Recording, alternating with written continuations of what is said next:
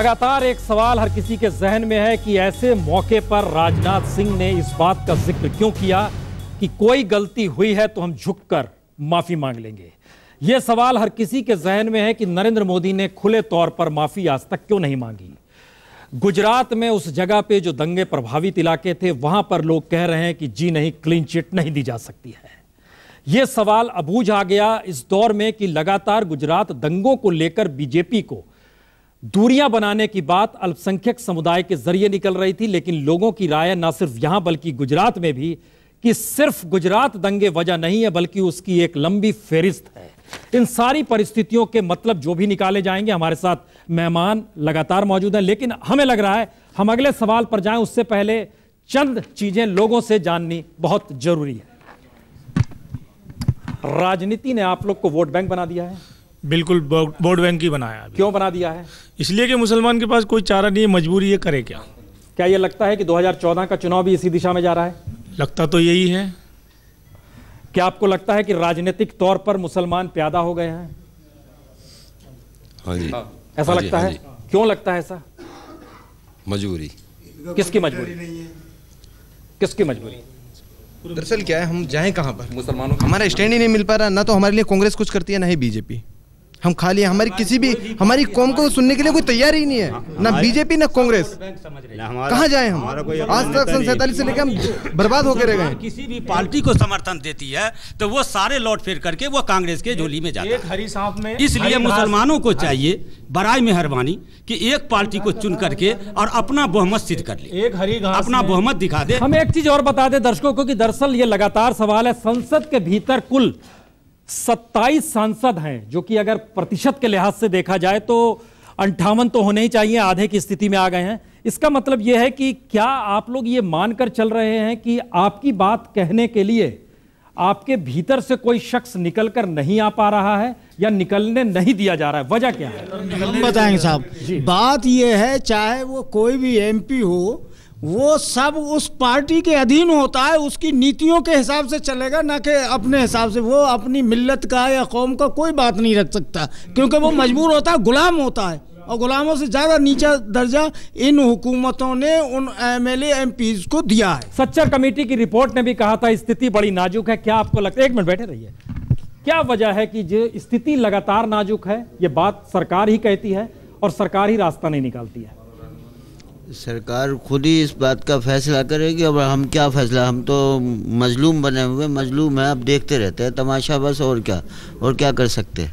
मुसलमानों के लिए मजबूरी है कि या तो कांग्रेस है या बीजेपी है। कांग्रेस सरकार को जी सर 60 साल से जब से देश आजाद हुआ, कांग्रेस ने मुसलमानों को लूटा है, वोट बैंक समझा है और इनको पढ़ने नहीं दिया।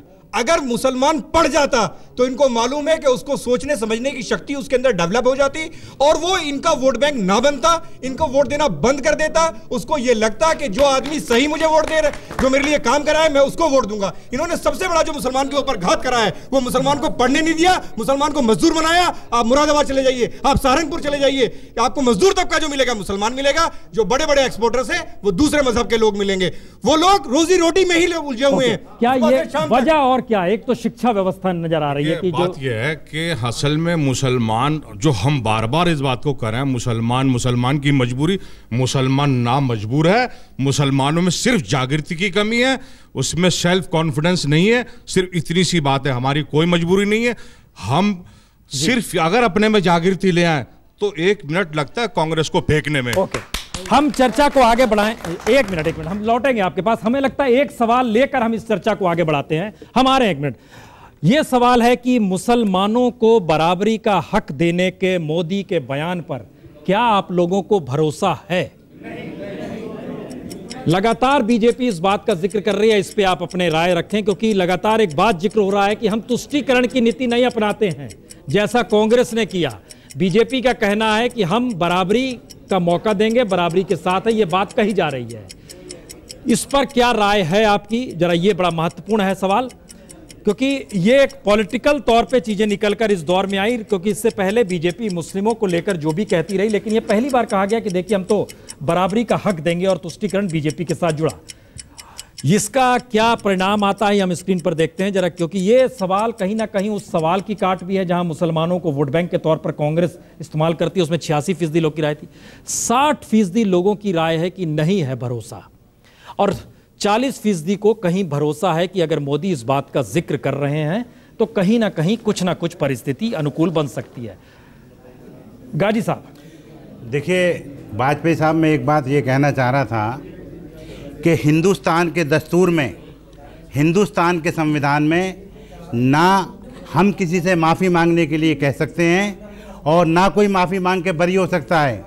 गुजरात में 1993 से उससे पहले हिंदुस्तान में जितने फसादात हुए हैं, ख़ास तौर से जो मुजफ्फरनगर में फसादात हुए हैं, सबकी इंक्वायरी बैठनी चाहिए, सबकी SIT बैठनी चाहिए, और जिसने भी ये जुर्म किया है उसको सज़ा मिलनी चाहिए, चाहे वो कांग्रेस के लोग हों, चाहे वो समाजवादी पार्टी के लोग हों, चाहे वो अखिलेश यादव हों, चाहे वो मोदी हों। और अगर कोर्ट किसी को बरी कर देता है तो उसके सामने कोर्ट की बात हमको माननी पड़ेगी।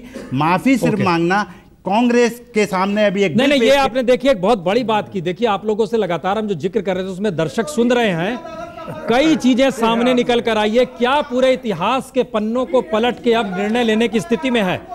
कासमी साहब, क्या यह माना जाए कि जितने भी इस देश में दंगे हुए हैं उन दंगों की फाइल खोलकर अब यह स्थिति आ गई है कि उन्हें दोबारा से कानून के हवाले करके न्याय की बात हो, या आगे देखने की स्थिति आई है? क्या लगता है? देखिए ऐसा है, आपने बड़ी अच्छी बात कही कि पिछले तमाम फाइलें खोली जानी चाहिए।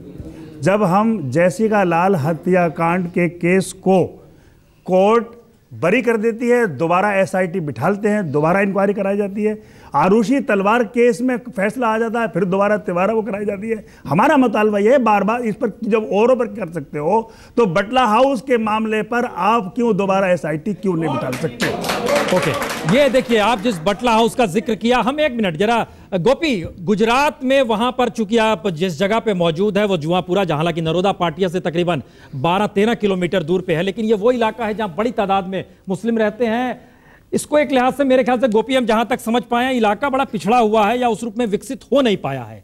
लोगों की राय क्या है वहां पर? सबसे बड़ी वजह उनकी जिस परिस्थिति में वो जी रहे हैं उसकी बड़ी वजह क्या है?